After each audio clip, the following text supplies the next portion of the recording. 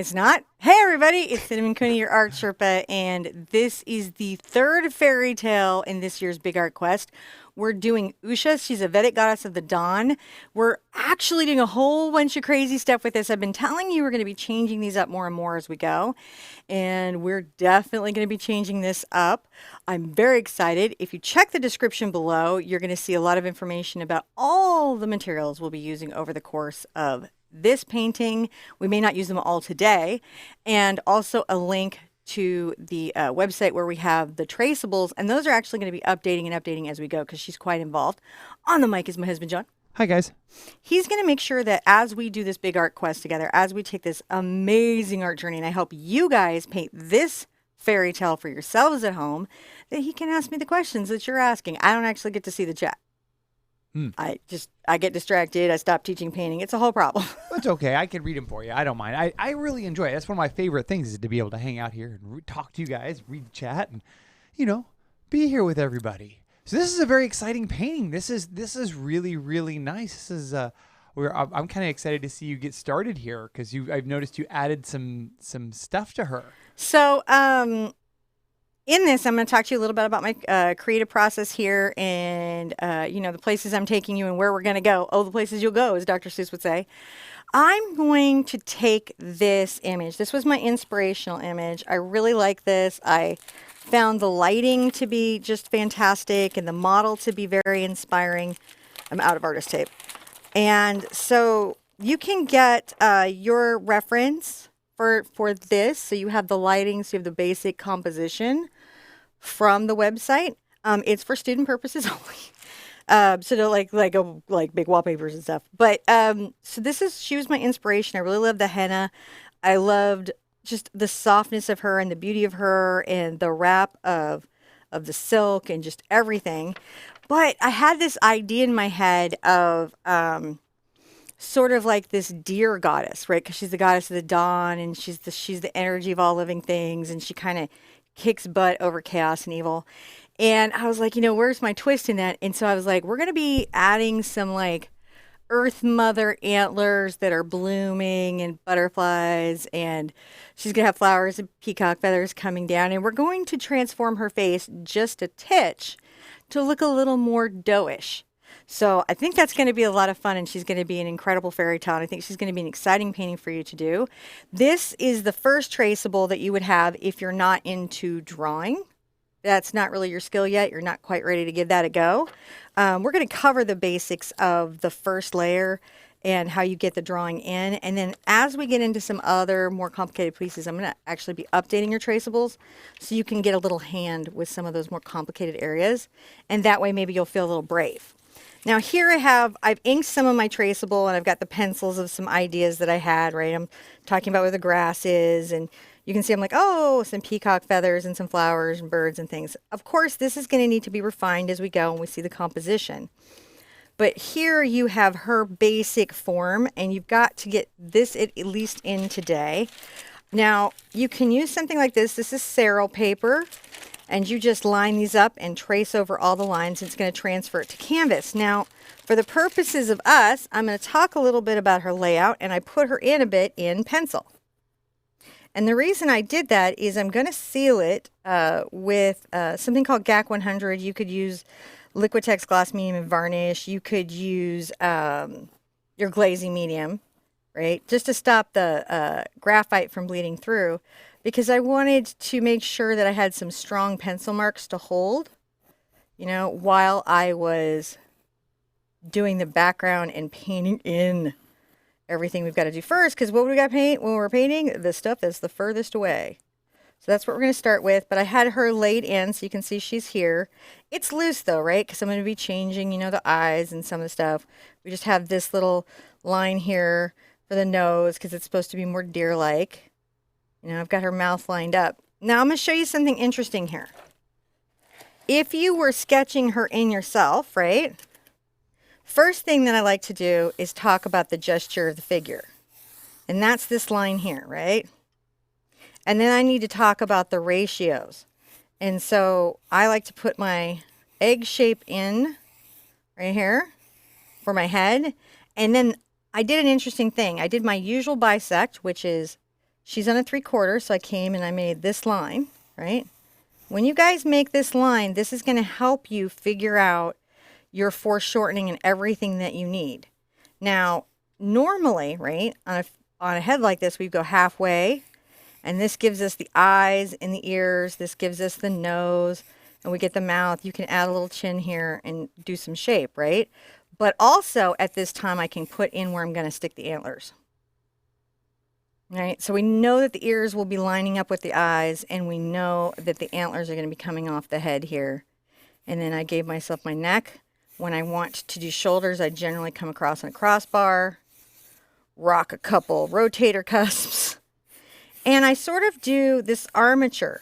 I used to do doll making, so sometimes I think of these figures in terms of armatures, right? And so I just bring this down and go, I need a joint here, and come down here, I need a joint here. Right? And then, you know, she's got a rib cage through here. You've got to have a waist here because that's where her elbows are. And then her knees are here. And that gave me a lot to think about on her basic form. I used deer to get myself the idea of her ears. And I didn't show all of this one because it would be tucked behind her head. And we're going to just put in, her eyes ended up being wider set apart. And the thinking behind that is, guys, that deer have wider set eyes. So that's a little thing that I can do in creating this character that would allow me to make sure that her eyes are nice wide set. Now I do a weird thing with my lips, which you guys know, which is I do the center ball before I do my Cupid bow. And that helps me keep that in perspective. It's just a trick I do. There's a lot of ways to do it. It's whatever gets you through. And I don't need a lot of information to lay her in. So hopefully that gives you some ideas on how you were drawing her in. That's how I sketched her out. And then when I got my sketch where I was happy, I just put it on my transfer paper all clean and used my Serral. Does that catch us up to where we are? How we doing? Great. This is really good. That was really good explanation of that. Was it? Yeah, it was really good. Really, appreciate the going over the sketching part and kind of breaking that down a little bit. And so everyone was just saying that's really awesome. So. And that's pretty cool. Well, it always helps me if you've ever built armatures for any such type of sculpt or anything, you start to recognize where you've got to have your bends. And it allows you, though, to really deviate from traditional forms. You can elongate things. You can play with things. And when I'm going to be really changing things, like her fingers are going to be longer, right? We're going to have longer fingers that are tipped in a different way. You know, she's going to have this sort of like doe pattern makeup in her face. Not to mention these elaborate sort of like forest goddess dawn horns. Everything's a bloom. She goes the sun right between those horns. What inspired her to make her deer-like? Oh, she did. She did? She spoke to me. She spoke to you? I'm a deer. I see. She said, I'm a deer goddess. I need ears and horns. Yeah, it just held it. See, and this is how you guys get a little peek inside the mind of the Sherpa. I felt it very strongly. I'm going to do her underpainting in Indian yellow. I really like this. If you're in Australia, that would be Australian sienna in the Matisse line. Same thing. And I'm going to be using, for this purpose, I'm going to actually use BAQ 100. This is an isolation coat. It's just a very thin polymer that prevents anything from your ground to seep up through your paint. If ever you've had like something where you had a Sharpie or something coming through, this is the type of product that stops that. But I'm going to sketch a little more just to make sure my lines are strong enough to see, because I'll want them here later. A little something, my daughter asked me if that was sort of interesting. On the hands, right, I have my wrist joint here. I still use my paddles to build these hands. You see the paddle in there? Yeah. So I'm still using that paddle technique to create those. Paddle hands. Paddle hands. You just look at your hand. It's like this weird little paddle, and the knuckles kind of always go at this angle, and the joint's going to come out here. If you pay attention to those things, if you are really attentive in your artwork, you're going to notice things like that. You're like, hey, that's kind of like a paddle. And these little anchors will help you get through different things that you've got to paint.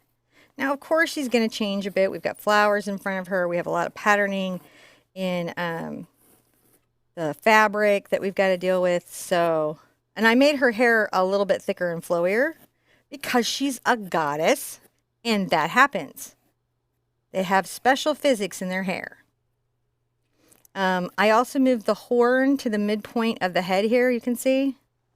And you can totally tell that it's on the little axis here.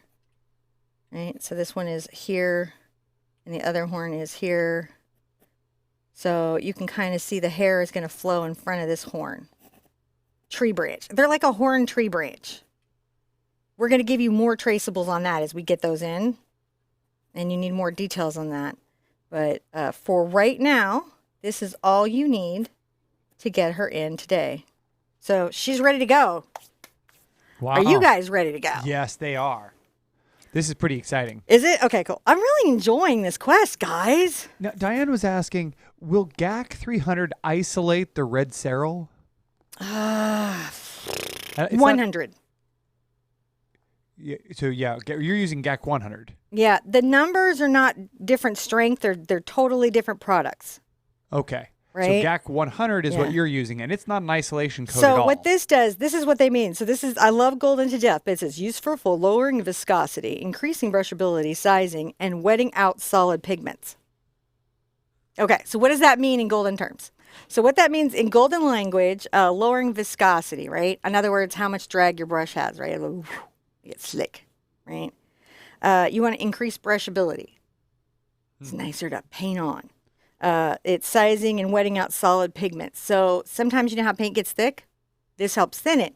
On top of that, it protects against support-induced discoloration, also known as SID, which I think is a truly unfortunate naming of a problem. But what they're basically saying is stuff leaks up. So this does help so it does isolate a bit then, huh? No, it is an isolation coat. Oh, it but is. You don't see it till you get to the back. You've got to, and then here's another thing, health and safety. There are no currently known health hazards associated with anticipated use. This is so important for you guys as artists when you're reading safety and trying to decide if an activity you're doing is safe. No currently known, which means there's been limited study and anticipated use. They expect you to paint with it, not eat it, not set it on fire, not aerosolize, like just what they expect you to do with this paint product. They don't imagine, there's been no evidence it could ever hurt you, but you could do something crazy with it. Gotcha. So it's not an isolation coat, but it helps reduce the seepage of color up. Yes. So it's cool. So it's a helper. It is a helper. That's they cool. do use GAQ 100 as an isolation coat. Did somebody say it was not an isolation coat? Oh, okay. Yeah, it is. So it is used just as a straight. Yeah. Interesting. Okay, cool. Yeah, you can go to Golden's YouTube channel, and they have a whole thing about SID. Neat. And how it works, and you can watch some paint dry, and it will show you as the paint dries what they mean. That's really important if you're preparing your own canvas surfaces, like you're buying MDF board, and you're going to be using that MDF board, and you're not sure what's in it and what could leak through. I want this to be a very transparent glaze. No, are you using white with that? Nope, this is just Indian yellow. Just Indian yellow. Mm-hmm. Just the Indian yellow and the GAQ. 100. GAQ 100, yeah. Not all GAQs are the same GAQ. Oh, and they have a new pouring GAQ for you fluid artists. That's way better, I guess, than the 800.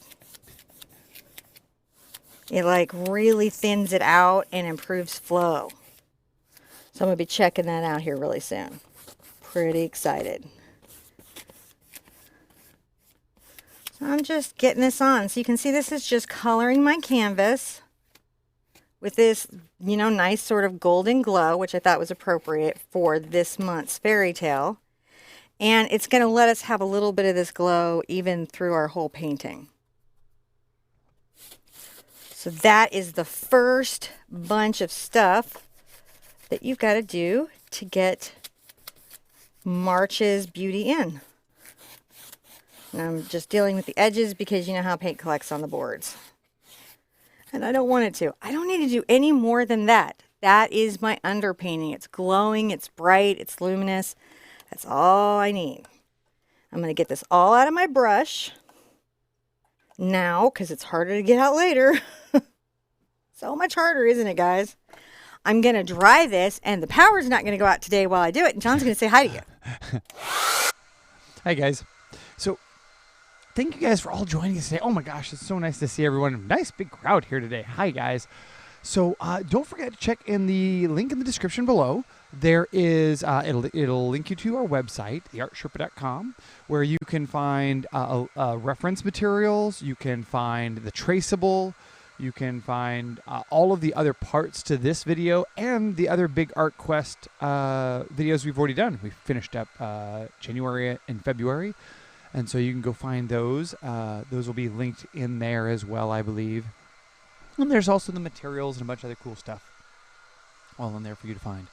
So don't forget to share up your pictures. I really love seeing those. Those are one of our most favorite thing to do is when we get to sit around in the morning and drink our coffee and look at all the artwork that everybody does. I really appreciate that when you guys share that. So thank you very much. And it's nice, just nice seeing you guys. I always say it's not very often that you get to have 300-400 people get together in an afternoon, 400 or 500 people to get together in an afternoon just to hang out and paint. And you guys are amazing.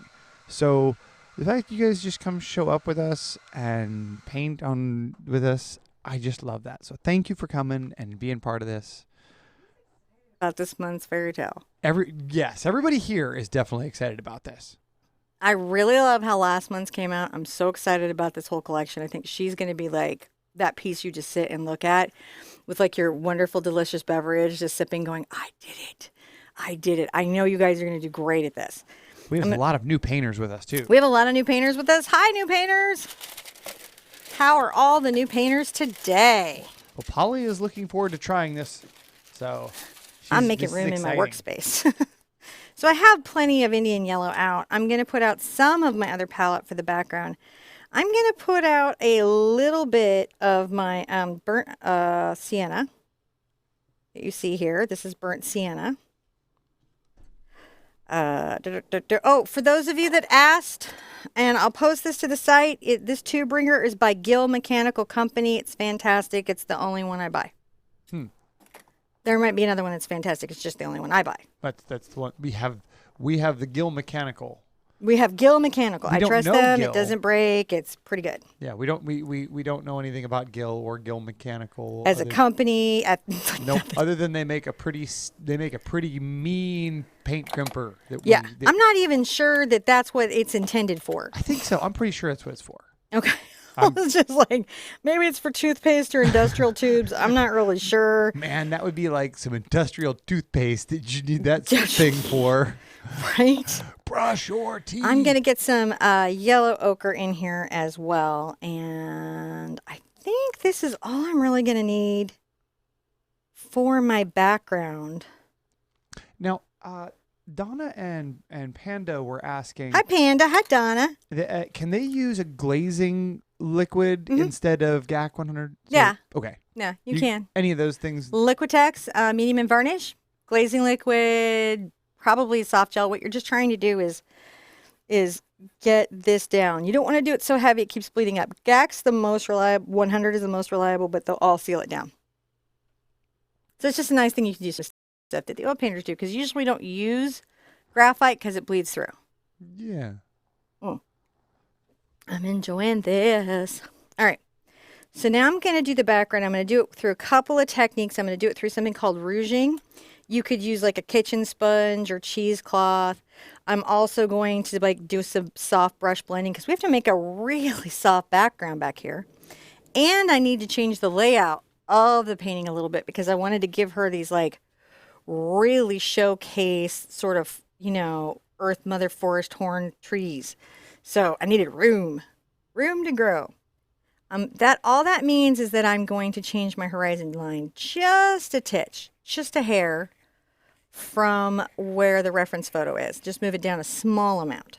In the photo it would be like right here and she would be a little bigger in the canvas. But this is just the slight adjustment I made, which is about 3 fingers on this 11 by 14 canvas.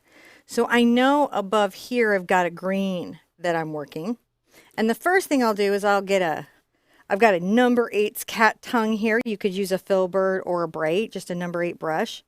I'm going to get it damp, pull out the extra paint, and I'm going to get a little of my burnt umber in my phthalo green. So I got phthalo green, burnt umber, burnt sienna, yellow ochre, Indian yellow.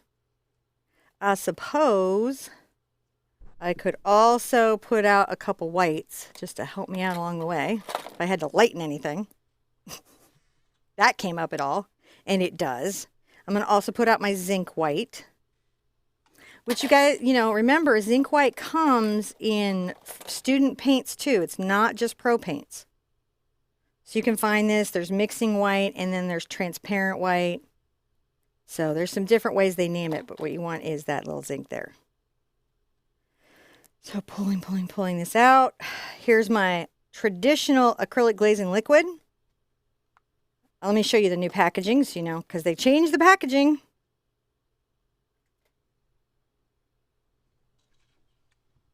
Right? Now it says all the stuff in other languages, and it says slow drying extender for acrylic colors. They were asking, where is your little paint pucky thing? My paint puck, I forgot to put them in the jars today. If you give me one, I'll put it in there because someone was asking about it. They're like, are you using it? And I was like, I don't know if you're using it or not. I didn't make my own water jars today. I think they're in I had to put them in my jewelry box, John, because Spider wouldn't stop messing with them. Yeah, I'll grab one for you. So I'm going to just kind of put this out here. I'm going back and forth, and I'm going to be making a nice soft. I'm making a nice little soft. Going back and forth on my brush. I'm just letting it come through. Oh, soft. Now, which brush are you using there? This is a number 8 cat's tongue. You could use a filbert. You could use a bright. You're just brushing out in a random way, a glaze almost. See how it's almost like a glaze over the glaze? And that's going to give you a lot of variance in your tone. If you need to get a little more glaze, you just grab it. You can have some of it be more brown sometimes, but you're just creating this first layer. There we go, back and forth. Just a soft stroke. We're going to come down a little bit below where we drew our horizon line, so we have a nice seam when we put our little bushes in and everything. Oh, you got it emptied out. Put it back in. Put it in, and yeah, that's why I wasn't like, oh, let me go get it. You have to reset the water jug. Because it sticks to the bottom. I'm just softly blending this back here. Now, blending is probably one of those things that I think as a new artist is maybe the hardest thing to do, just because you've really got to learn your environment. You've got to really learn how fast your paint dries, what your product acts like, how it works with different mediums. And so even though I'm having a particular experience, even if you have the exact same stuff as me, sometimes you'll have a slightly different experience because my area is very humid, and maybe where you are, it's very hot and dry or very cold and dry, and you're running the heater. But you can see that I have created a sort of soft field first layer. You did not stick it down. Oh, I thought you sticked it down good. Dark. It's okay. It still works. It just moves. It still works. It just moves. So I've got to add some dark values and some different stuff here. So I'm going to keep going. I'm going to get a little more of my brown and then add a less green. See how that creates a darker green where it's more brown than green? And I'm going to come back and make sure that I've got some spots here in this sort of like dark tone.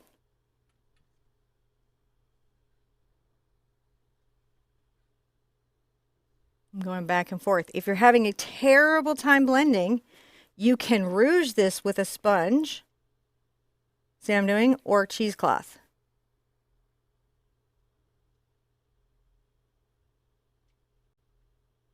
See that? Yeah. Now, So you can just put there were this a in couple and you people, can rouge Nikki, it. and there were a couple other folks that are noticing that they get paint strokes when they do this glazing. Is that, you see how they Well, get get up close on mine. Compare what you've got on yours to mine, because I feel like as I'm blending, there's a period of time in which I do see paint strokes. And then when I back up and I look at the canvas, I get a really nice, lovely, soft effect. Right? So like right now, I see a lot of paint strokes, right? Now, if I'm going to just blend it with the brush, I'm going to have to just keep softly. My pressure's super light. And I'm just going to keep softening these lines. You can do this with a soft fan, the varnish brush. There's a lot of ways you can blend it. Again, right down to slightly damp kitchen sponge as I'm rouging it out.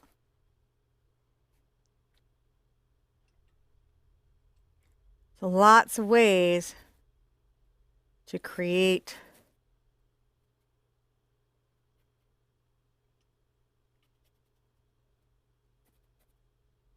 these little value changes, these soft blends. That's kind of what you're going for. Can you guys see the soft blend on it? Yeah. Now, what can happen to you is that this works best if what's underneath it is dry. So if what you have under your painting hasn't yet bound to the surface and the top paint isn't binding well, it can be a real problem. Now in this, I see it's real cool, so I'm going to come in, I'm going to bring in some phthalo blue to my palette, because I'm crazy like that. And cool up some dark values. And then I'm going to do some highlights, and then we're going to do the blended background here. Neat. So here I'm adding my blue. You can see that really, it deepens it for sure. I'm going to still get a little of my burnt umber. Glaze if I need it. Depends on your conditions, guys. Right? And I'm going to very softly pull some of this into it.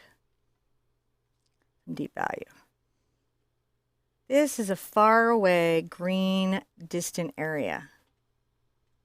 It's out of focus.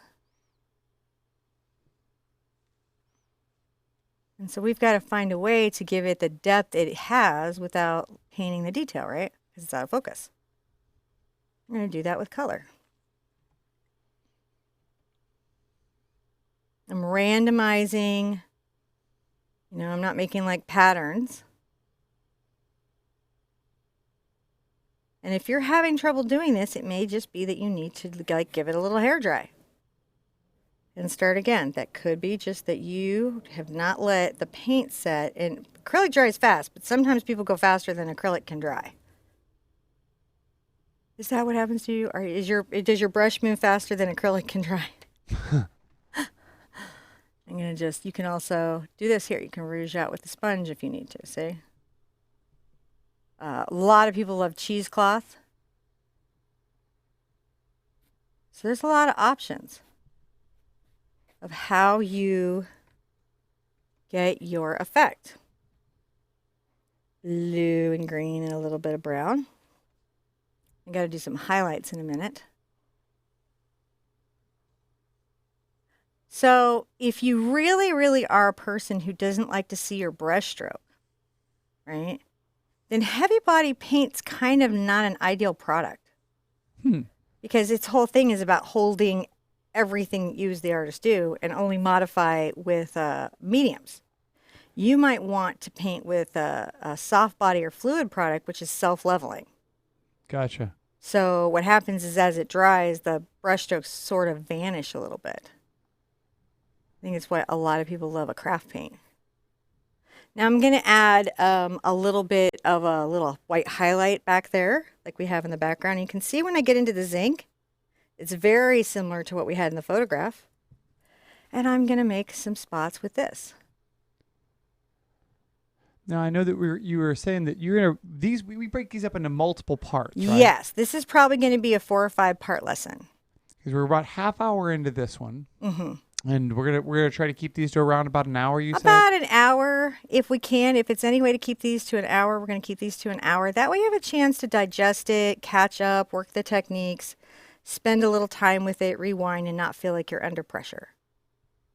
And it allows us to do a little more in-depth lessons. It allows us to do more complicated, in-depth lessons. I'm going to dry this because I'm getting some of that underbinding. Okay. I'm going to drink coffee too. And while she's doing that, I will say hello to everybody. How's it going? Yeah, you know me. I generally get unprepared to answer questions. Oh, I'll tell you about the hair drying thing. That's a good thing to remind everybody about. when you're drying your canvas and you're using a hair dryer, keep it on its lowest heat setting. There she goes, because she's just trying to get the cool air to blow over it. The heat, it doesn't actually help it dry.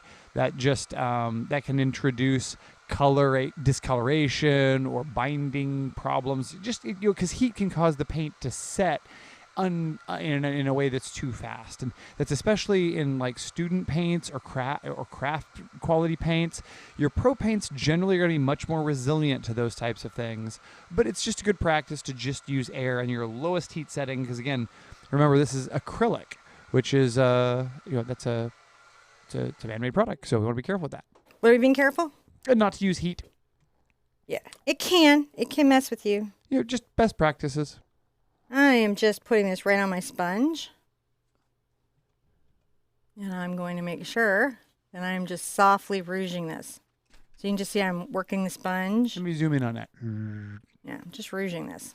Rouge it. I like how you're just calling it rouging. I imagine I don't remember that from art class, but I imagine that's like a makeup thing.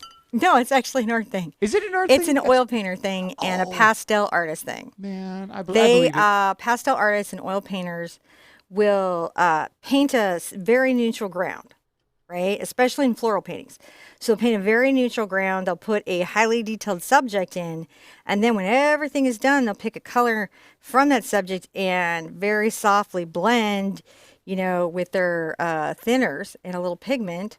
Or if they're a pastel artist, they'll very softly blend. See, and sometimes acrylic artists don't know we are able to do the same techniques. I had no idea that's what that was called, though. Because in high school, remember, I loved doing all those pastels and things. Yeah, that's rouging. And I didn't know. That's weird. Yeah. I was rouging all along. Well, I like to talk to artists. I do. I like to be like, what you doing? We do that, don't we? Yeah, I like to talk to artists. So I'm just mixing that same color. I'm just using my sponge, and I'm just continuing to rouge the back. And this is going to give me a very, very soft result. Just the zinc alone will give you a soft result because it's very transparent. And you can see I have the corner, right? My whole sponge is not inundated. And this is letting me have a very uneven, distant, foggy effect. In acrylic painting, soft lines, soft hazy effects are harder for us. We work a little bit harder for it is all. Doesn't mean we can't get it. Doesn't mean it isn't ours. All right, how am I liking that? And I'm just going to be at it till I'm happy. And that's what you got to do. You got to be at it till you're happy. I'm taking some darker color. And I'm just making sure I've got some of that placed here and there. And you just want to find that space. Work your rouges. Again, cheesecloth, some people prefer that because they can really wrap that around their finger. I'm just using my sponges all the time in my acrylic. And they wash out and they're reusable.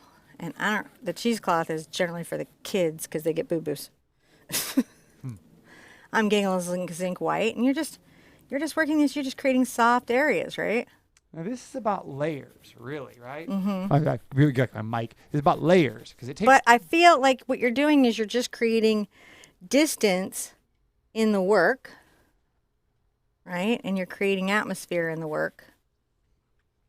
And as you build these up, they become more and more. Yeah, and it's just more and more distant. And what you're trying to avoid, what you don't want, is a hard edge or a hard line. The reason is that things that are far away, in general, are blurred and out of focus. If you want to talk about it, it's called atmospheric perspective. We had a whole quest on it. Super fun stuff. So when I'm happy with that little blurry background, I'm definitely going to, if it's a reusable tool, I'm going to put it in some water. I'm going to get my cat's tongue back. I am not getting this stuck to the bottom. And there's this sort of little line of slightly brighter bushes, if you guys noticed. So I'm going to take my Indian yellow to my phthalo green. This will be my deep color right here. It says the darkest it's going to be. I could add a little burnt sienna to it. because there's red in the burnt sienna, it's a nice contrast to the green, and you can still have brightness to it, but it does knock it back a little bit. And I'm gonna start the base of my little bush. I'm just going back and forth to a little distant bush. And I'm still in my number 8's cat's tongue, and I'm using the side of the brush. And if you'll notice me work these, I'm always rolling them. I was talking to a friend of mine who's an artist about her experience with the cat's tongues, and she's like, they're very different because she forgets to roll the brush because the tools that she uses traditionally, she doesn't roll. But I've been a roller my whole life, and I don't see it stopping soon. So I'm just creating this uneven, soft line. Can you guys see this in this deep green? It's really nice saturated green. It's more saturated in the background, but we're using the soft lines to make it seem a little more distant, like you do. And then I'm going to kind of wipe off so I don't have too much pigment on my brush and get my yellow on here and a little of my zinc. Now I'm going to come across the top of my little bushes, making some sunlight that's dappling them. Can you guys see your dappled sunlight? Hopefully these soft backgrounds will help the hard edges of our horns really pop. We're going to just give the top of our bush, maybe like this part can come down, the yellow can come down a little bit stronger. Distant little bushes. And cute and adorable. I love my zinc. Everyone's like, why zinc? Because this why. And this why. And just, how are you guys enjoying your background? This is so nice. I really like how the background just comes together. This is the actual, these are the shrubbery on the edge of the woods that are catching the first of the light. Mm-hmm. That's what we're talking about. Shrubbery on the edge of the woods, catching the first of light. I need to lighten them up a little bit more. So I'm going to wipe. I don't want to take all the green out of my brush, but I'm going to wipe off the extra pigment. I'm going to grab a little yellow on there. There's just a hint of green, and that will keep it from being too stark. I'm going to make sure that I've got some highlight little spots here and there. See those little highlight little spots? Little kisses of light. You gotta kiss the light. Kiss the light. Oh, okay. Oh, I'm liking that. See, it's just like, yeah, acrylic artist. I do soft stuff too. I can be soft and weird. Soft and weird. All right. How are you guys doing? Good. This is really nice. There's, everyone's out here just sort of chatting, enjoying how seeing these paintings come together and talking. It's nice to be able to spend a little bit more time taking these, to see how you put these together and how you approach this process. I'm just working some stuff out, which is why I'm not interrupting John. So I'm going to be working the back with a little bit of this green that we had earlier, which is, a little of the phthalo, a smidge of the burnt, and some of the Indian yellow, right? We got this. And then also I've got this sort of yellow ochre. And I've got to work these two things together. It's much lighter back here. It's very light. So I've got to start talking about this background softly. So I don't know if it helps, but in my head I'm seeing music of the night. It's my soundtrack today. That's a pretty good soundtrack. Well, for this it is. In my head. And I'm going to say a big thank you and art high five to all of our moderators who are just, they're answering questions out here, making sure everybody feels welcome and just taking care of the room. I just, it's so nice to have everyone supporting, and I love to have my community out here chatting with me. I guess happy birthday, Mona. Happy birthday, Mona. I'm not sure. I'm not sure which. Oh, I think it's our Mona. Is it our Mona? I think it may be. We're like our Mona. She's our Mona. No one else talked to her. She's our Mona. Our Mona. That just sounds crazy. Sorry, Mona. She's everybody's Mona. We I'm share. taking a little of my yellow ochre and I'm pulling a little titanium white into it, and I'm just. We loved her first, though. I think she loved us first. I think technically It's she came by and gave us some love first. I don't know the providence of Mona.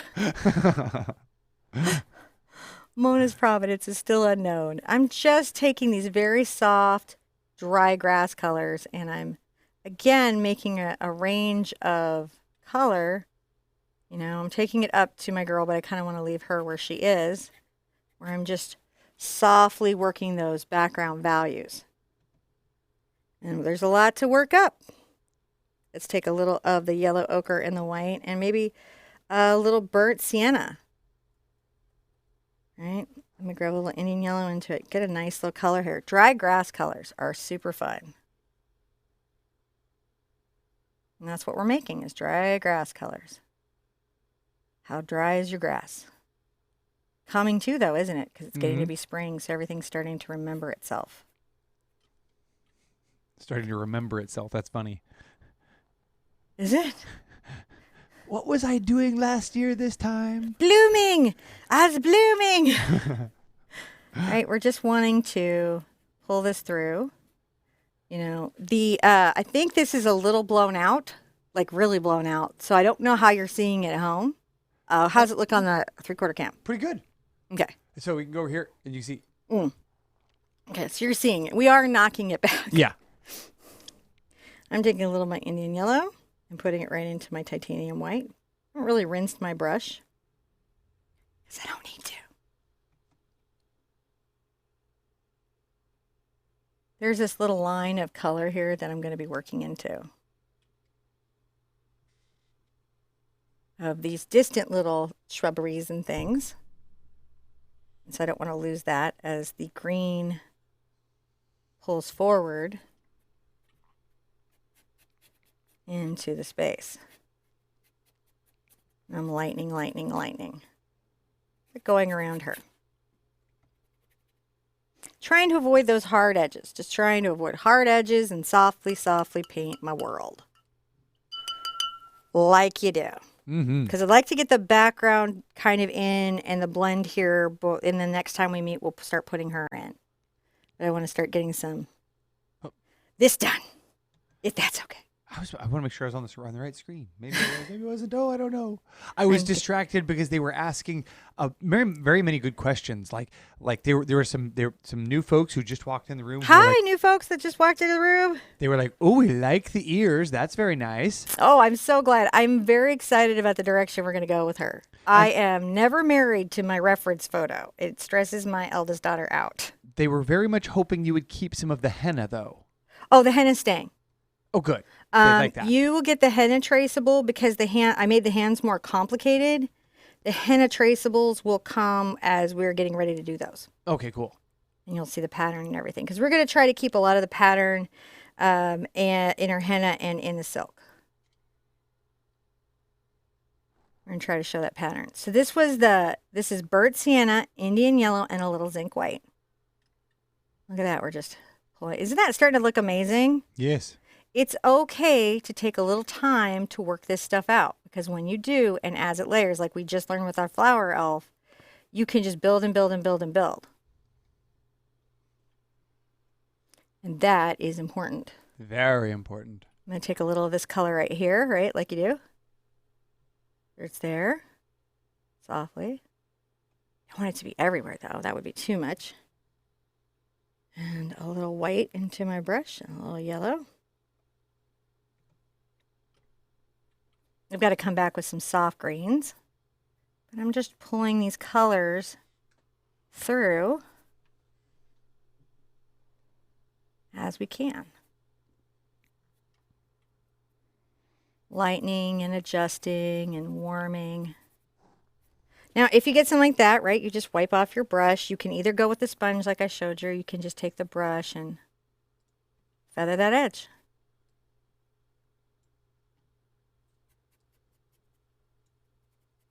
Just here we go. Lots of brushes do this technique.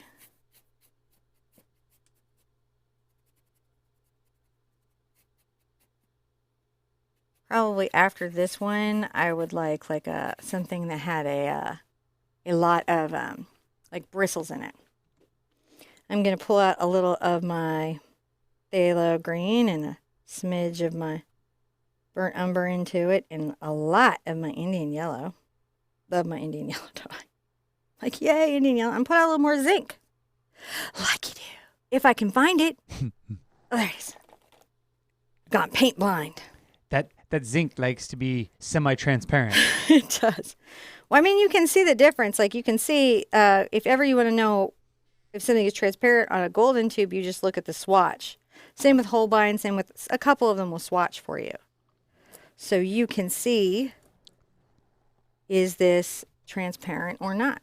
Now we've got about another 15 minutes here. That's about what I need. Okay. Just wanted to make sure that I'm letting you know, because we don't have a cool show clock yet. No. That's something I need to look into. And there's a lot to do here. If we have to go like 10 over, we'll go 10 over. Yeah, it's okay. We want to make this perfect. This is key. Perfection. Learning how to get this soft background, that's a thing we got to do, right? How to get these soft backgrounds. So you can tell I'm not pushing my brush very hard into my canvas. Right? That's not happening. And you're getting some, and it's okay that it has that sort of brushiness to it. I like it. I like it too. It's that painterliness, is what we call it. But when you back up, what you shouldn't see is a hard edge. Right. You should see only soft edges. Like back here, back there, or there. There's the button. There's, you see soft edges. So we're just putting these little values in here. Just a little bit, right? Just a little of this green. We'll pull out a little of the paint, get a little more yellow on the brush, get my zinc. The zinc's nice because it's super transparent. And it's very good for glazing. Glazing is another good way to blend because you can do lots and lots of thin layers of glaze. However you get there, that's not really the biggest deal. The biggest deal is that getting there in a way that's making you super happy about how you got there. Now, zinc white and mixing white are not the same, but they are similar. There, you know what? There's a slightly different formula between the zinc white and the mixing white. Company, tube to tube. They can be the same. They can be dissimilar. You have to look at the tubes. When you're talking zinc white, you're talking PW4. If your tube says PW4, it's zinc. But look, if it says transparent white, mixing white, or zinc white, it's going to give you the effect you need. Right? And that's the goal. I'm going to get right into my white paint here. Paint them if you have them. Paint them if you have. Right. And I'm going to create there's a lot of light drama here and I don't want to lose it. So however I've got to fight for it, I'm going to fight for it in this background.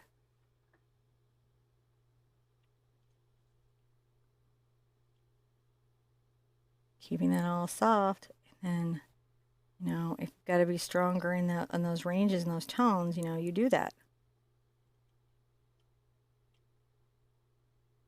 Whatever you got to do. I'm so glad everybody's really into like the transformation, her fantasy level of self. That makes me super happy.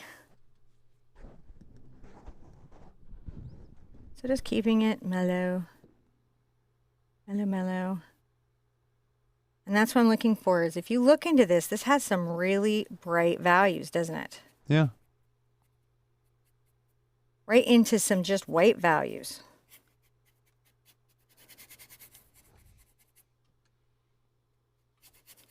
I'm just pulling this down here to make sure that this is blended and soft. I'm going to kind of wipe off my brush and I'm going to get into my white.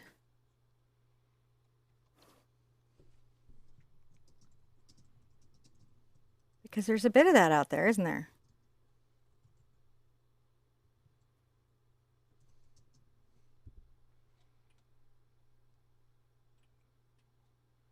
There's a bit of it.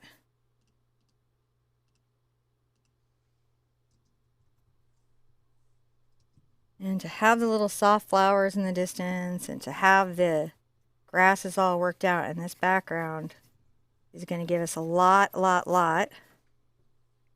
headway into getting the result we want on this painting.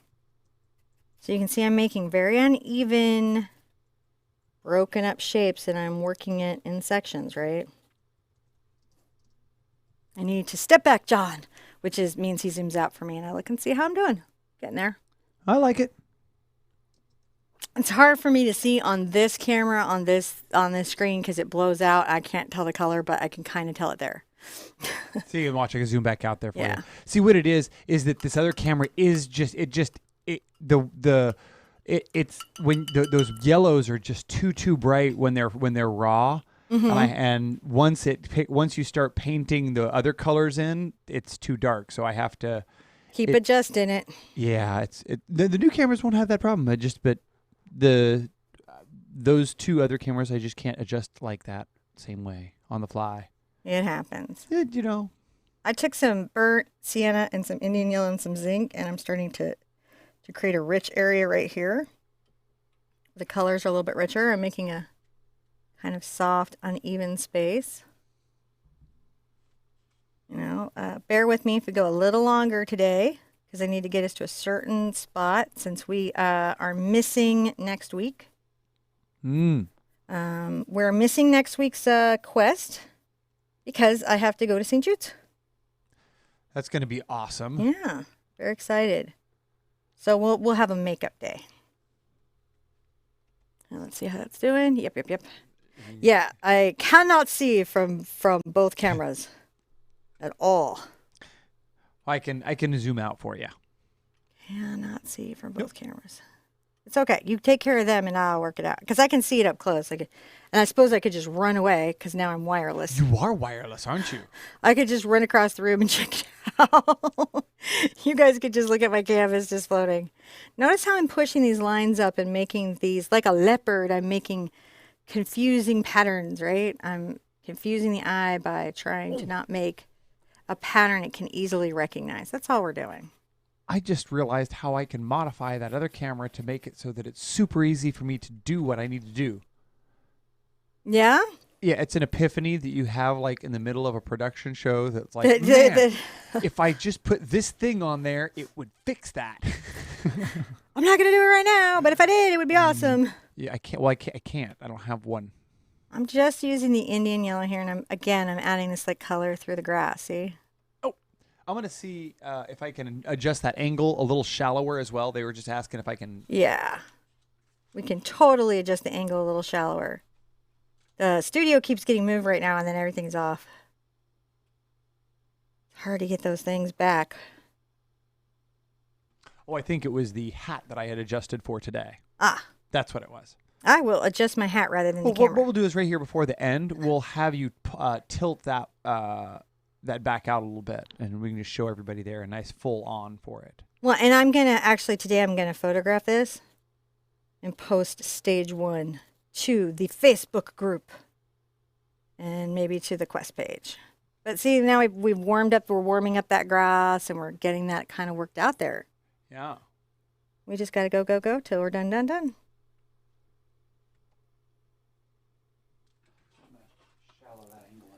Yeah, just, You're good. I'm just wanting to move the hat. I am just dusting a little of this warmth through the grass. Okay. Cameras can only move so far before they hit lights. Is that true? That's what just happened. I'm adding a little bit of the titanium white to my brush and softening that out. And I'm just taking the time to make sure I have the little spots of light that I should have at this stage. We want it to be a nice little spot of light because she'll be quite vibrant in her background. Neat. And be super saturated in her world. Now, as I come forward, I've got to give this a darker base around here.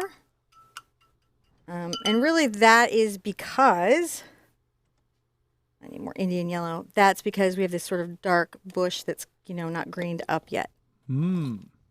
So one way that we can do that is I'm going to move a little Indian yellow over by my burnt umber and burnt sienna. Still got my green. I'm going to grab a little of this.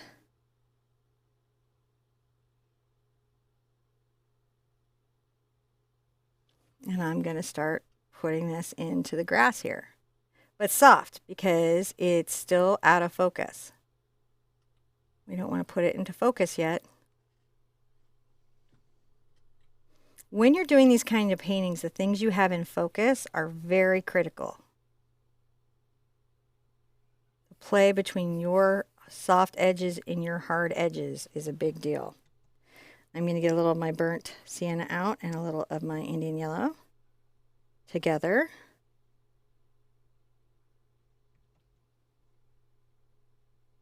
Just make sure I have a little bit of this rust in this space,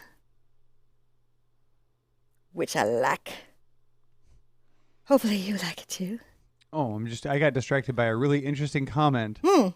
Tracy says, "Hey, John, Cinnamon should come out with her own line of teas and call them Sippy Sips and name them after her paints, like Cad Red Cranberry. Oh my gosh. And Sienna Sun, Mars Black, and Phthalo Green Tea." You need to come work for the team, man.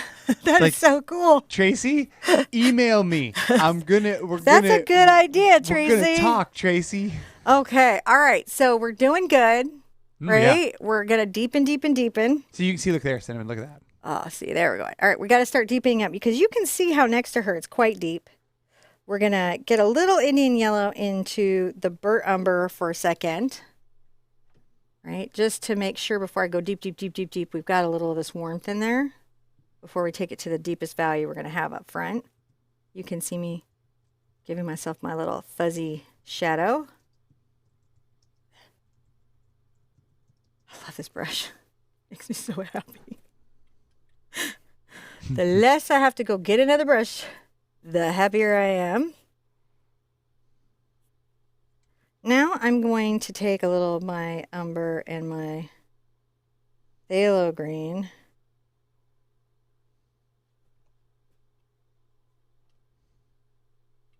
I'm going to come up here.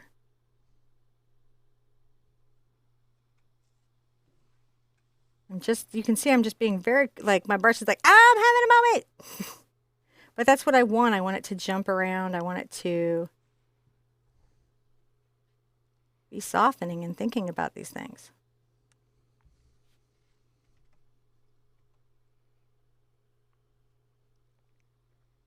Keep just valuing this up.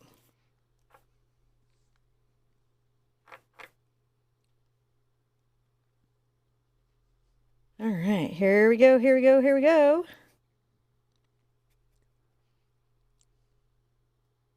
So there is a large group of Sherpettes that agree that they would definitely like to have some sippy sip tea. And if they had a coffee. That would be so good. And if it came in K-cups, would be even better.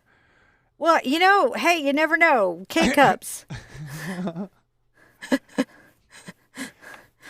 Stallion thinks maybe Trader Joe's would work with us. You never know. It's a weird world on YouTube. You never know. Just never know. You never know. Sometimes advertisers love you. Sometimes advertisers like never on YouTube ever again. Pooty pot.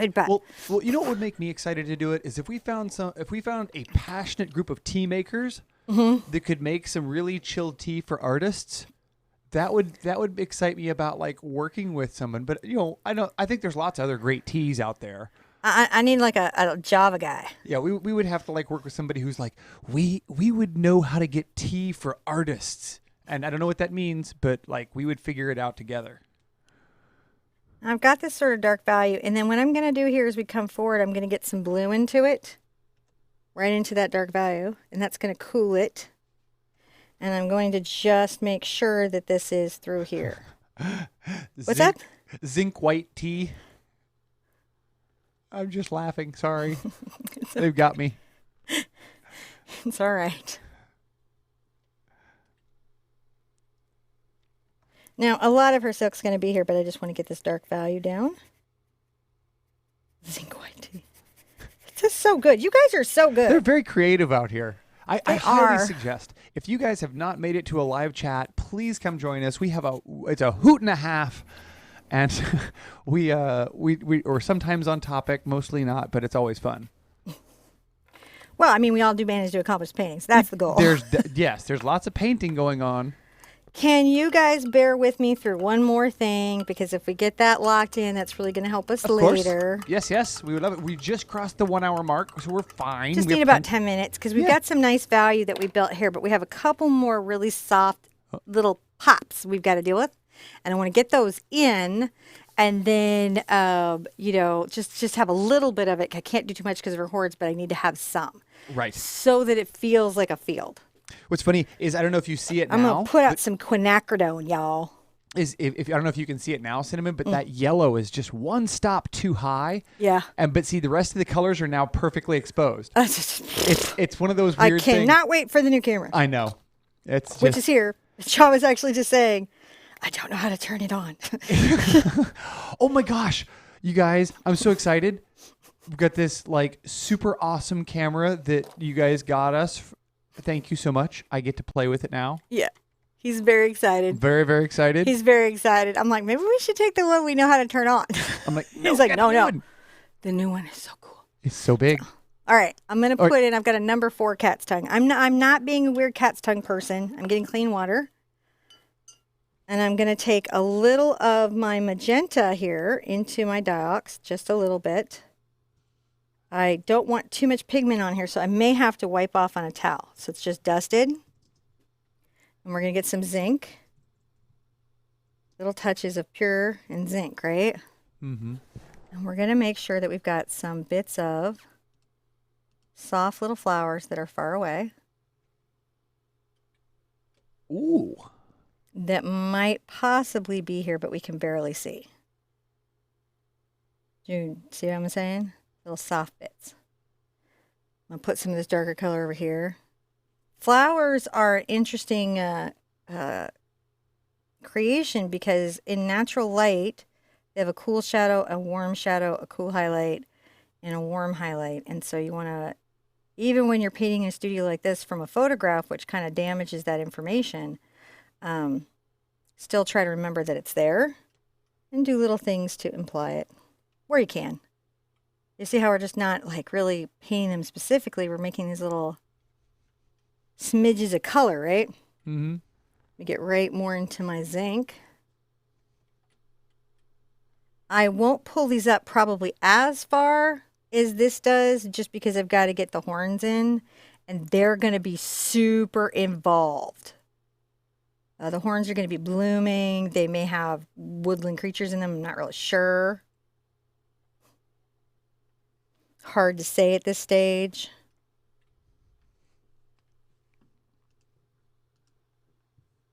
All right, now to cool this a bit, so I've got this little mix here. If I get some blue into it, right, it's going to cool it down a lot. And then get some zinc.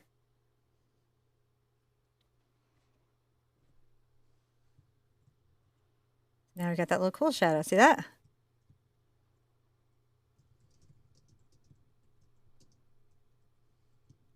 Just wiped off mildly with my towel so that it wouldn't be overly bright. Just making sure I've got these here. Maybe on that and I put a little cool shadow in it. These are just, so when we do the detailed ones up front, we're going to get more detailed about them. You know, then you can be like, oh, I get it. These are the far away ones. That was the detailed ones. Understand. You know, if you're down here into some of these dark shadows, then you can put some of the cooler color to imply little clusters, right? And don't they almost glow then on the dark? Isn't that crazy? It is crazy. I love it so much. It is my favorite. You just want to make sure that they're here. She's the goddess of dawn, spring, and defunctor of like chaos. So, you know, you got to do pretty good by her. See, I want to know which goddess is the harbinger of coffee. There's got to be one. That's the one who I'm going to go visit next. I'm rinsing out. And just a touch of my zinc. Pink. Zinc. Pink, pink. Oh, can you scoot that little canvas thing? My camera must have Which thing am I moving? dipped. I'm gonna come over. Actually, I'm gonna Oh, I'm almost done with it. Which way am I moving? Just show me. You're good. Oh, okay. So over here, I got some zinc. It's just drooping. And I got some pink. It does droop. And then you'll be like, move your thing. I'm like, well, I'm over here. I just don't want to. John used to make me move. I don't want them to miss it. And the new cameras are all RoboCams. So they're super adjustable, and their arms are sturdier. We upgraded the arms. Yes.